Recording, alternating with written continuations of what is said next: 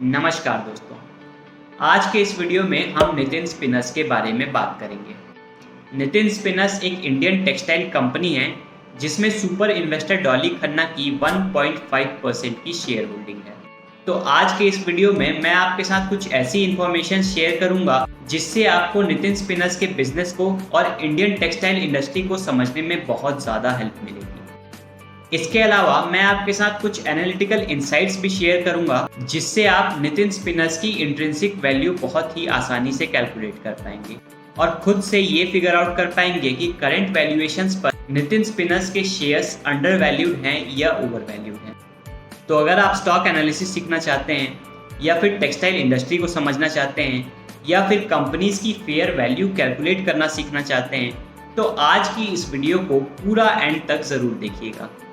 और अगर अभी तक आपने हमारे चैनल को सब्सक्राइब नहीं किया है तो चैनल को सब्सक्राइब ज़रूर कीजिएगा जिससे कि फ्यूचर में आपको हमारे कंटेंट के अपडेट्स मिलते रहें। पिछले 5 सालों से कंपनी के रेवेन्यूज 24% के CAGR से ग्रो कर रहे हैं। FY19 में कंपनी के रेवेन्यूज 1200 करोड़ के आसपास थे और FY22 में कंपनी के रेवेन्यूज बढ़ करके 2600 करोड़ तक पहुंच गए थे। अब कंपनी के मार्जिन्स को देखें तो FY19 में कंपनी के मार्जिन्स सिर्फ 14% के थे और FY22 में कंपनी के मार्जिन्स बढ़ करके 24% तक पहुंच गए थे। तो अब यहाँ पर दो बहुत इंपॉर्टेंट सवाल खड़े हो जाते हैं।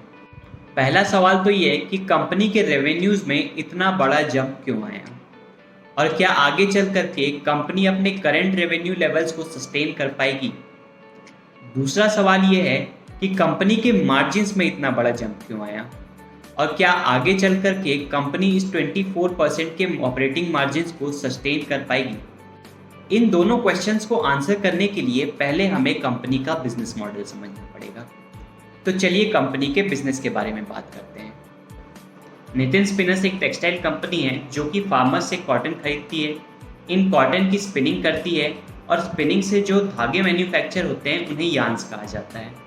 तो अपने इस टोटल यार्न प्रोडक्शन का कुछ पार्ट कंपनी दूसरे बिजनेसेस को सेल कर देती है और कुछ पार्ट कंपनी खुद यूज़ करती है तरह तरह के फैब्रिक्स बनाने के लिए। कंपनी मेनली दो तरह के फैब्रिक्स बनाती है, एक होता है निटेड फैब्रिक्स और दूसरा होता है वूवन फैब्रिक।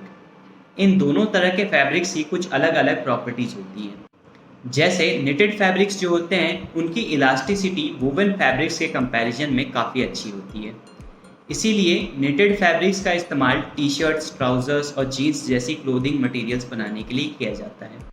वहीं दूसरी तरफ वूवन फैब्रिक में कोई भी इलास्टिसिटी नहीं होती है, इसीलिए वूवन फैब्रिक का इस्तेमाल शर्ट्स और सिंपल पैंट्स बनाने के लिए किया जाता है। चलिए अब कंपनी के रेवेन्यू डिस्ट्रीब्यूशन को देखते हैं। कंपनी के 70% रेवेन्यूज यार्न्स की सेलिंग से आते हैं, 10% रेवेन्यूज निटेड फैब्रिक से आते हैं, 14% रेवेन्यूज वोवन फैब्रिक से आते हैं। इसके अलावा कंपनी और भी कई तरह के फैब्रिक्स मैन्युफैक्चर करती है और उन फैब्रिक्स से कंपनी के 6% के रेवेन्यूज आते हैं। कंपनी का जो फैब्रिक्स का बिजनेस है उसके मार्जिन्स उनके यार्न्स के बिजनेस से थोड़े से बेटर होते हैं, इसीलिए पिछले कई सालों से कंपनी अपने फैब्रिक्स वाले सेगमेंट को एक्सपैंड करने के लिए ज़्यादा इन्वेस्टमेंट्स कर रही है। चलिए अब पहले क्वेश्चन को आंसर करते हैं कि FY22 में कंपनी के रेवेन्यूज अचानक से इतने ज़्यादा क्यों बढ़ गए। कंपनी के बिजनेस प्रोफाइल से ये क्लियरली पता चलता है कि कंपनी का पूरा बिजनेस कॉटन पर डिपेंड करता है। तो जब भी कॉटन के प्राइसेस बढ़ते हैं तो कंपनी अपने प्रोडक्ट्स के प्राइसेस को भी बढ़ा देती है। उसी तरह से जब कॉटन के प्राइसेस डिक्रीज होते हैं तो कंपनी को भी अपने प्रोडक्ट्स के प्राइसेस को डिक्रीज करना पड़ता है। FY19 में कॉटन के प्राइसेस लगभग 85 रुपीज़ पर kg के थे और फाइनेंशियल ईयर 22 में कॉटन के एवरेज प्राइसेस ऑलमोस्ट 110 kg के आसपास थे। तो कंपनी के रेवेन्यूज़ में इस शार्प ग्रोथ का एक रीज़न तो ये है कि कॉटन के प्राइसेस बहुत ज़्यादा बढ़ गए हैं। FY19 के कंपैरिजन में FY22 में कॉटन के प्राइसेस लगभग 30% तक बढ़ चुके थे। रेवेन्यूज़ में ग्रोथ का दूसरा रीज़न ये है कि कंपनी ने अपनी प्रोडक्शन कैपेसिटी को काफ़ी इम्प्रूव किया है। FY19 में कंपनी के फिक्स्ड एसेट्स लगभग 500 करोड़ के आसपास थे और FY22 में कंपनी के फिक्स्ड एसेट्स बढ़ करके लगभग 1000 करोड़ तक पहुंच गए थे। अगर वॉल्यूम्स की बात करें तो FY19 के कंपैरिजन में FY22 में यार्न की सेल्स लगभग 30% तक बढ़ गई है। निटेड फैब्रिक की सेल्स लगभग 15% तक बढ़ी है और वूवन फैब्रिक का तो FY19 तक कोई कंट्रीब्यूशन ही नहीं था कंपनी के रेवेन्यूज़ में, पर FY22 में कंपनी के लगभग 14% रेवेन्यूज़ वूवन फैब्रिक से आए हैं। Increase in cotton prices and increase in production capacity, in दो रीजंस की वजह से ही कंपनी के रेवेन्यूज़ FY22 में इतने ज़्यादा बढ़ गए। तो क्या कंपनी अपने करंट रेवेन्यूज़ को सस्टेन कर पाएगी? पिछले कुछ महीनों से कॉटन के प्राइसेस लगातार गिरते जा रहे हैं और अगर कॉटन के प्राइसेस गिरेंगे तो कंपनी के रेवेन्यूज़ भी डिक्लाइन हो जाएंगे। पर मुझे लगता है कि FY19 के कंपैरिजन में तो कंपनी के रेवेन्यूज़ थोड़े से बेटर ही होने चाहिए, क्योंकि FY19 से FY22 के बीच में कंपनी ने अपनी प्रोडक्शन कैपेसिटी को भी बढ़ाया है। अब कॉटन के प्राइसेस कहाँ तक गिरते हैं और इसके बाद कंपनी के रेवेन्यूज़ कितने होंगे, इस चीज़ का estimate person to person vary कर सकता है। इसलिए बेटर यही होगा कि आप अपनी अंडरस्टैंडिंग के अकॉर्डिंग कंपनी के रेवेन्यूज़ को प्रोजेक्ट करने की कोशिश करें। ऑल्दो वीडियो के एंड में मैं आपके साथ अपने एस्टिमेट्स भी शेयर करूंगा। दूसरा क्वेश्चन ये था कि FY22 में कंपनी के ऑपरेटिंग मार्जिन्स इतना ज़्यादा क्यों बढ़ गए हैं। इसके टोटल 3 रीजंस हैं। पहला रीज़न तो कंपनी के मैनेजमेंट ने ये बताया है कि अभी प्रोडक्ट्स की डिमांड बहुत ज़्यादा है मार्केट में, पर जिस तरह की डिमांड है उस तरह की सप्लाई अवेलेबल नहीं है। तो सप्लाई डिमांड की इस मिसमैच की वजह से कंपनी अभी अपने प्रोडक्ट्स को अच्छे प्राइसेस पर सेल कर पा रही है। दूसरा रीज़न ये है कि कंपनी के टोटल रेवेन्यूज़ में फैब्रिक्स का कंट्रीब्यूशन बढ़ गया है और फैब्रिक्स के मार्जिन्स यार्न से कंपैरिजन में थोड़े से बेटर होते हैं। तो FY19 में कंपनी के सिर्फ 20% रेवेन्यूज़ ही फैब्रिक्स की सेल्स से आते थे, पर FY22 में कंपनी ने 30% रेवेन्यूज़ फैब्रिक्स की सेल्स से जनरेट किए हैं। मार्जिन्स में ग्रोथ का तीसरा रीज़न ये है कि FY22 में कॉटन के प्राइसेस लगातार बढ़ते जा रहे थे। तो अगर किसी भी गिवन मंथ में कंपनी कॉटन परचेज करती थी तो मान लेते हैं कि कंपनी को इस कॉटन से अपने प्रोडक्ट्स को बनाने में 1 महीना लग जाता होगा, तो इस 1 महीने के ड्यूरेशन में कॉटन के प्राइसेस बढ़ जाते थे। तो कंपनी फाइनली जब अपने प्रोडक्ट्स को सेल करने जाती थी तो वो कॉटन के करंट प्राइसेस पर मार्केट में प्रोडक्ट को सेल किया करती थी। तो इस वजह से भी FY22 में कंपनी के ऑपरेटिंग मार्जिन्स FY19 के कंपैरिजन में ज़्यादा थे। मुझे लगता है कि इन तीनों रीजंस को जानने के बाद आप खुद से एस्टिमेट कर पाएंगे कि आने वाले समय में कंपनी के ऑपरेटिंग मार्जिन्स कितने रहने वाले हैं। और एक बार हमें कंपनी के रेवेन्यूज़ और ऑपरेटिंग मार्जिन्स का एस्टिमेट मिल जाता है तो हम कंपनी की इंट्रिंसिक वैल्यू को बहुत ही आसानी से कैलकुलेट कर सकते हैं। तो चलिए अब आगे बढ़ते हैं और कंपनी की इंट्रिंसिक वैल्यू निकालते हैं।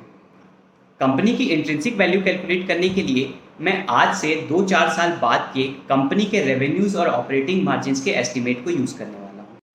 और रेवेन्यूज़ और ऑपरेटिंग मार्जिन्स का ये एस्टिमेट मैंने अपनी अंडरस्टैंडिंग के अकॉर्डिंग चूज़ किया है। आप चाहें तो अपनी कैलकुलेशन में इन वैल्यूज़ को अपने अकॉर्डिंग चेंज कर सकते हैं।